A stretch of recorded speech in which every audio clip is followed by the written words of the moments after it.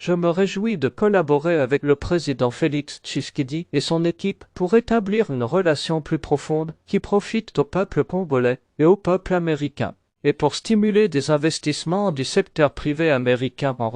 notamment dans le secteur minier, dans l'objectif commun de contribuer à la propriété de nos deux pays. Massada Boulo, nommé récemment conseiller principal pour l'Afrique du président Donald Trump.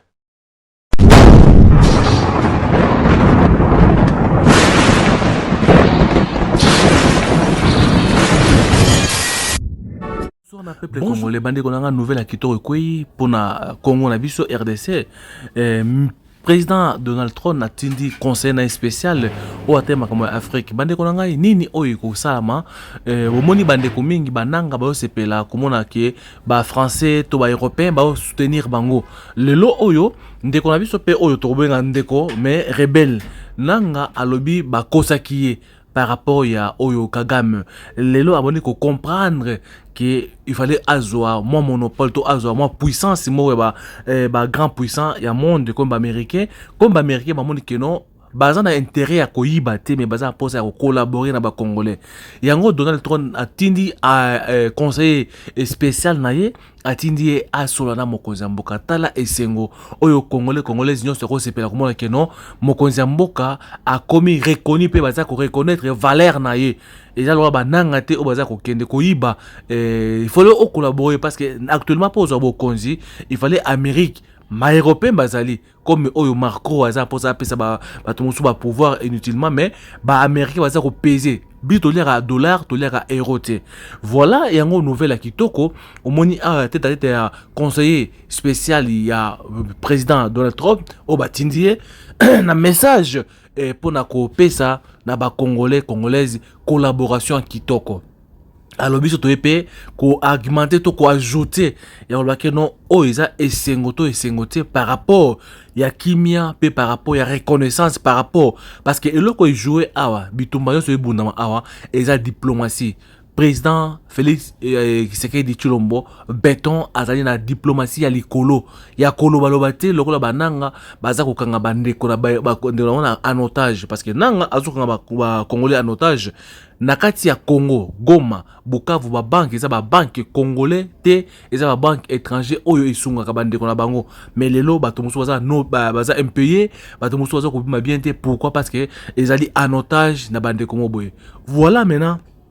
couleur ya bandeko américain balakisi pour na Congo yango collaboration e bandi boyoki ndenge ye moko lobi nini asepeli na ko collaborer na président pe na équipe na ye aboyi ko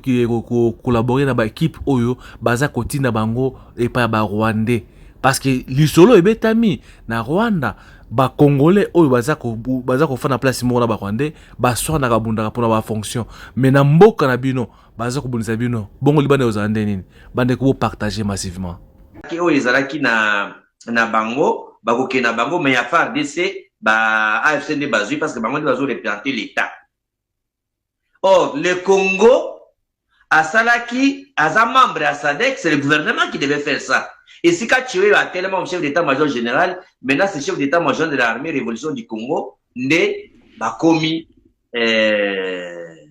kosigné Mikanda. En fait, armée zoya ya sika et cause de la mixage était bongo na bongo nige lubama, c'est l'armée révolution du Congo niko koma armée en mboka. Donc ça il faut batu ba bango. Alors, yami balé parce que bangonde ba aider mboka na kuchasser dictateur.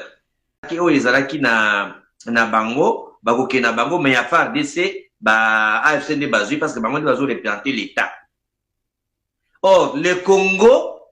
asalaki aza membre à SADC, c'est le gouvernement qui devait faire ça. Et si quand tu es tellement chef d'état-major général, maintenant c'est chef d'état-major de l'armée révolution du Congo, né bakomi kosigné Mikanda. En fait, armée zoya ya sika et cause de la mixage était bongo na bongo nige lubama, c'est l'armée révolution du Congo niko koma armée en mboka. Donc ça il faut batu ba bango. Alors, yami balé parce que bangonde ba aider mboka na kuchasser dictateur. Bonjour, bonjour, Nabalandinho sur Radio Télévision, bonjour, Bandeko TikTok, bonjour, Nabatou, Balandabiso partout dans le monde entier, Bandeko trouver une photo sur la des Cambo, il y a pas promotion na communauté congolaise. Donc, nous pour la communauté Nabiso, pour la promotion. Promotion, et bien, on a eu au TKK,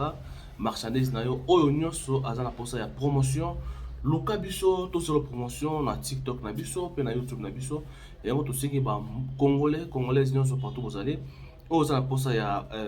produit na yo etambola, biloko na ozana ngo etambola. Tout sur la promotion na prix à kitoko parce que neza awa tout ça pour ça ko sunga ba congolais congolaises partout bazali et na biloko basalaka ba mona clair veut dire to fongoli porte pour na mututu oyo azana pour ça il y a publicité to promouvoir biloko na otekaka ba produit na yo otekaka nzambe alola ako venir par rapport ya bande kolanda biso ba partageaka baso ma produit oyo zoteka yango toye et pas ya mutu nyonso azana posa ya promotion ya produit na ye oyo atekaka ezala savon ezala mafuta ezala ba produit oyo kosunga bande na biso ba tâche ya banduta oyo ya kosunga pona komela neti biso moko tokosala bino ba promotion pe ya kolakisa bino bakisi ya kosisa poison na kati ya nzoto pe ya kotraite makila na biso yango tosengi ndeko nyonso partout ozali contacter biso na kati ya chaîne na biso partout tokosunga bino eza ya bino simple ndeko oyo asalaka toujours na bonzambe toza tofungoli porte na mutu nyonso a contacter biso po tosalela ye promotion ya biloko na yo